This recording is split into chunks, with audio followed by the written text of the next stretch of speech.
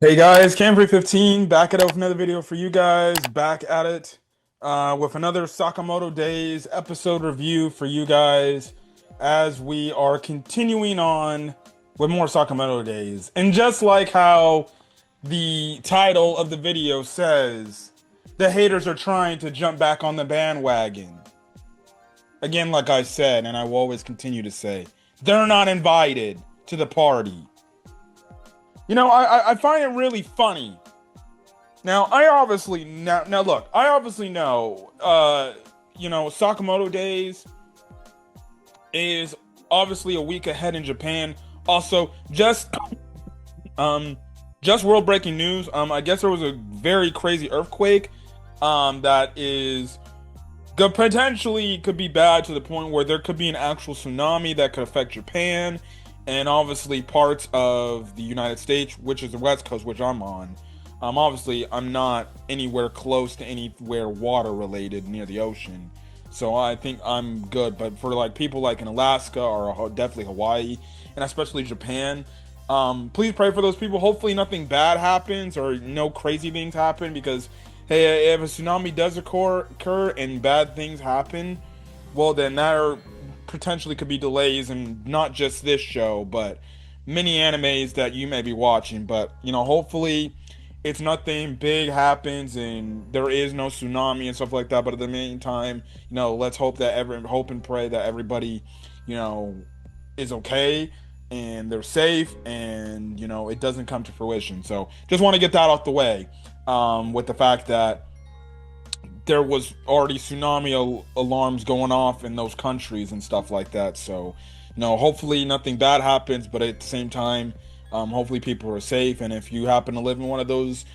cities or that country in Japan, please be safe out there. We'll definitely be praying for you. Anyways, I just find it funny how, even though I know the first 4 episodes of the back half of season, realistically this season has dropped. Again, 3 episodes in, people already talking about how good Sakamoto's Days has been as opposed to the first half. Which, again, I've always religiously said, I don't know what people are talking about. The first half of Sakamoto Days was good. People just fucking complain just to complain. The animation, in my honest opinion, looks no fucking different than it did for the first half. So why these people are coming in here and say, oh my god, Sakamoto Days animation has been going off the rails. I don't know what they're watching. It looks the exact same animation that I saw in the first half. See, this just goes to show you that people don't know what the hell they're talking about and what the hell they're watching. Please explain to me how the difference in animation looks for the back half of Sakamoto Days as opposed to the first season. It looks exactly no different. It's the exact same It's the exact same animation style, the exact same art style. Nothing's different in my opinion. It looks nothing different. So I don't know what people are talking about. Again, like I said, it's just the first half, people were just complaining to complain, and they just watched the opening before the show even came out, and people are like, oh my god, it looks terrible. Jesus. This is why I don't listen to anime community. This is why I don't listen to anime fans. Because they're fickle as fuck, they don't know what the hell they're talking about, and just frankly, anime fans and the anime community is just a bunch of dumbasses. And if you disagree with my point, fine. You're a dumbass. You don't know what you're talking about. But people gotta keep talking about how these animes need to be movie budget animation when I'm seeing no difference from the animation style Sakamoto Days back half of the season in terms of the first half of the season. You people are just finding excuses to hate, and fit in with the rest of the community. There's a bunch of other dumbasses. This episode was great. So we kind of find out that Shin does have a limit to his abilities. So there is a limit to how much he can use. He can't use it much. He can't. And strictly, he can only do it for a short period of time. Otherwise, he potentially could, honest to God, kill himself. Like, the chiropractor, the old lady, basically said, like, yeah, you could have killed yourself if you continue to keep doing that. Well, I did say like there probably is going to be some sort of time limit stipulation on because I wouldn't expect him to be able to use this at will. But again, basically what the move he did was exactly kind of what I fucking just said last week. He basically is doing Ultra Instinct legitimately. Like the old lady legitimately says, basically you've just made your mind, got your mind to the point where it's not even thinking about shit, it's just reacting instinctively. Like I'm like, oh, so he's just doing Ultra Instinct. But at the same time, it's hurting him. So he can't do it for much periods of time. So maybe he trains the ability up and he's able to do it as consistently at will without hurting himself, or maybe he'll extend the time limit of how much he can use it. But yeah, we'll definitely see where that's definitely going forward, right? That was definitely funny because they're putting the needles in him and everything because he's obviously getting an acupuncture, right? To heal him up. And it's funny because he's like, I don't like this, I don't like this. And it's funny because Lou was messing around with that and she was trying to do that. And he's like, I don't want nothing to do with that. So Shin does not like needles, confirmed. I don't blame him, man. I don't like needles myself, especially when I have to get shot up. So I don't blame him. I don't blame him for being, well, frankly mad. Like, I gotta go fill a cavity, and I bet you they're gonna numb my mouth. Shoot my mouth up and numb my mouth. Great. Anyways, in other news, right? Mr. Sakamoto, he does get kind of like a pressure point, like type of relief massage that will help him, which ended up helping him in his fight to the point we actually kind of get revealed there, right? So shit was going crazy, right? So obviously we got left off with the cliffhanger, the fact that one assassin showed up and went after Sakamoto's wife, and we're like, oh shit. Now I was thinking like Sakamoto's gonna come in the nick of time, he's gonna save her. Yeah, we kind of don't get that. So he legitimately starts choking her, and I'm like, what in the blue hell is happening? Like, his wife's in trouble, what are you gonna do? And then legitimately she breaks this dude's arm, and I'm like, what? I'm like, the flashbacks explain she's not a fighter. But I'm just like, okay, she can defend herself. Maybe Sakamoto taught her some defense techniques and she's able to do that. Or maybe she's the type of housewife that, secretly you don't fuck with her. And this is probably the reason why Sakamoto don't like her. Or, well, Sakamoto is scared of her. Because he knows that Sakamoto, or she knows that, Sakamoto knows that his wife could probably kick his ass. Outside of just straight up leaving him and shit. Bro. I thought that happened for the realest time. I legitimately thought like the wife actually broke this dude's forearm and easily just did that. I'm just like, the wife is insane, bro. The wife is insane, dude. Like, oh my goodness. So what ended up happening is it actually wasn't Sakamoto's wife, Aoi. It was actually the one dude, the S rank. I'll have their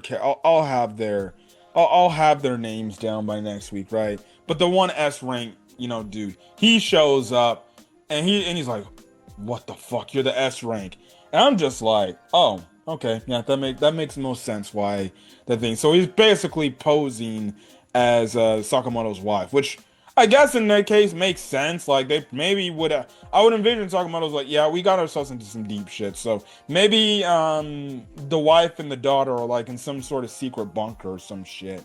When this is all going on, and we'll see them appear, right? Since they're dealing with like crazy assassins. Also, I just find it funny how these assassins at the end of the first half of the show was hyped up to be like dangerous dudes, right? Like I'm thinking like, oh, these dudes are gonna be a fucking problem. Slur got these dudes and he about to go crazy. But within all these 3 episodes, these damn assassins are getting dropped. Like, and when I mean getting dropped, they're getting dropped fairly easily. Like, it's not even a fucking contest. They're just dropping like flies. Like, I'm just like, honest to God, I'm like, geez Louise. Are we gonna get a moment where Slur's gonna just show up and he's gonna be like, I guess I gotta do it myself, the Thanos shit, right? Because it seems like that's where it's potentially gonna go. Because I'm sorry, these assassins are whack, bro. Like all these assassins have been taking fucking L's. Like every single one of them. And shit, even one of them took an L to frickin' Shin and Lu, who are not as strong as what Sakamoto and obviously our dude is over here. They're definitely not as strong. And in a way, you could say, well, they kind of got an ass pull to even win. So, I'm just like, unless the next assassin groups or the main villains are like absolutely on crack, then these assassins were just frankly jokes. But dude just beats the dude easily. Like the dude has nothing for him. Like to the point he actually cuts his head off, bro. He cuts his head off. I'm like, good God. Now, we don't see the fucking head cut, like roll and cut in and everything. They kind of cut it off in the background because, you know, you gotta have your censorship. Sakamoto Days is kind of like your action, you know, comedy show, right? So that's why they kind of censored it. I would not be shocked in the manga if they did show the head, like, obviously fully cut off. But nothing wrong with that, right? And then it's funny because dude's like, oh, I made a big mess over here because he messed up the entire store fighting this dude. Sakamoto, on the other hand, was fighting one of the other assassins, the guy with the strings, right? That's who he was fighting. At first, Sniper Boy was fighting him, but then Sakamoto comes in for the save to help him, and we kind of see that he ended up kind of getting a power boost too in a weird way, or an increase, where because old lady was talking about, you know, like yeah, you know, Sakamoto's not like what he once was, but because of what I did for him, it makes it to where, because Shin made the mention where it's like, well, when Sakamoto gets into his skinny self, he becomes immensely strong. But basically, old lady made it to where the massage she gave Sakamoto and hit that one pressure point and made it to where now Sakamoto doesn't have to fight till he gets skinny to do it. He can fight as his fat self, right? And it basically helped him because at one point he got caught up in the freaking strings, but then he just immediately popped out of it. And so the guy's like, what the frick? And it was funny because he beats the shit out of this dude. And they're falling down the elevator, right? At first I'm thinking like, oh, because you have these civilians going up the elevator. I'm thinking, oh, they're about to see Sakamoto beating this dude's butt, because Sakamoto goes into the elevator with this guy and he has the serious looking face where he's like, you're about to get your ass whooped, right? I'm thinking like we're gonna get a scene where the little kid and these civilians are gonna look at Sakamoto beating the shit out of this dude. No, they literally go through the elevator, break down there, and they kind of stop the elevator from even operating, which was funny. But Sakamoto ended up beating this dude fairly easily. I'm just like, damn. So another great moment. It was definitely hilarious. It was definitely hilarious. And then to only cap it off with the episode, bro. So you focus on the blonde-haired dude and the black-haired girl that we've been seeing, Osaragi. I got her name down, right? Again, Osaragi's a snack, right? And we also do know that Osaragi is also kind of a bit of a airhead too. So the funniest part is at the end of the episode, they go to this ramen like festival, right, bro? They go to this ramen festival. This like legitimately ramen fair. And I'm just like, okay, what's the whole thing going on here? I guess it's kind of going to be like your type of funny banter thing before, you know, it's everything. So they go to all these different freaking ramen joints and these ramen booths, right? Hold on, guys. Okay, back. So they go to these different, so they stop by these different ramen booths, right? And blonde haired dude is like, oh, I'm here to taste this thing. I'm here to get this. I'm here to get that, right? Osaragi is just like, are you sure we should do this? You know, and he's like, listen, you got to enjoy it all, right? And she just doesn't know, like, she doesn't get it, right? So there was really realistically two funny things, because all the other times they also did fail, and the dude's just tasting, it's like, yeah, this is good, but it's not what I'm looking for. So the first one is, they go for like these spicy fucking, you know, they go for like these spicy ramen dudes, right? Dude, it tells Osaragi, like, hey, hand me the hot sauce. I want to have some hot sauce, right? She's like, okay. So you have two different sauces. One is the just regular hot sauce. This one literally said fucking this other hot sauce literally said death. And I'm like, oh my goodness, bro. What in the hell? What do you think Osaragi grabbed? No, because she's an airhead and she doesn't know what she's doing. She grabs the first damn thing she sees. And she puts it, and dude puts it in there not knowing what it was. He eats it, and this dude's like, what did you give me? And he sees the freaking sauce. She's like, I gave you the hot sauce. And he looks at the freaking bottle, and he's like, it says dip on it. Are you trying to kill me, Osaragi? And she's like, well, you asked for the hot sauce. What do you want me to do? And I'm just like, oh my god, bro. And then the funniest one was at the end, was the last ramen place. They get to the one that he wanted to try the most. He wanted this ramen set the most, like desperately bad. He wanted it that bad, right? This poor man, this poor man did not get his fucking ramen, bro. This poor dude did not get his fucking ramen. And honestly, I was cracking my ass up. It was the regular ramen with the fucking egg in it, right? One of the assassins fucking show up, right? And shit just gets crazy. Everything goes away and, you know, boom, right? It's over. The ramen's fucking lost, man. The ramen's lost. And our boy, Blonde Boy, is just like, I was dying to try that ramen this entire time and you fucked it up. No, you're gonna die. And basically the episode ended off with him trying to kill this dude, right? Because he didn't get his fucking ramen that he's been waiting for. Absolutely hilarious, bro. These little shorts with this dude and Osaragi, just their moments together is absolutely hilarious. I'd be cracking up. Osaragi's obviously a snack, right? A deadly one at best. But it's funny. It's hilarious.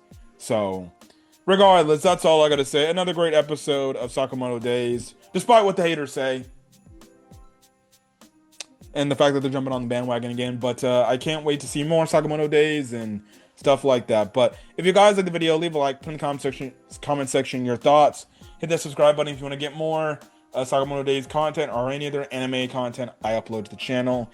And I will speak with you guys on the next episode review on the channel. Till then, guys. Peace.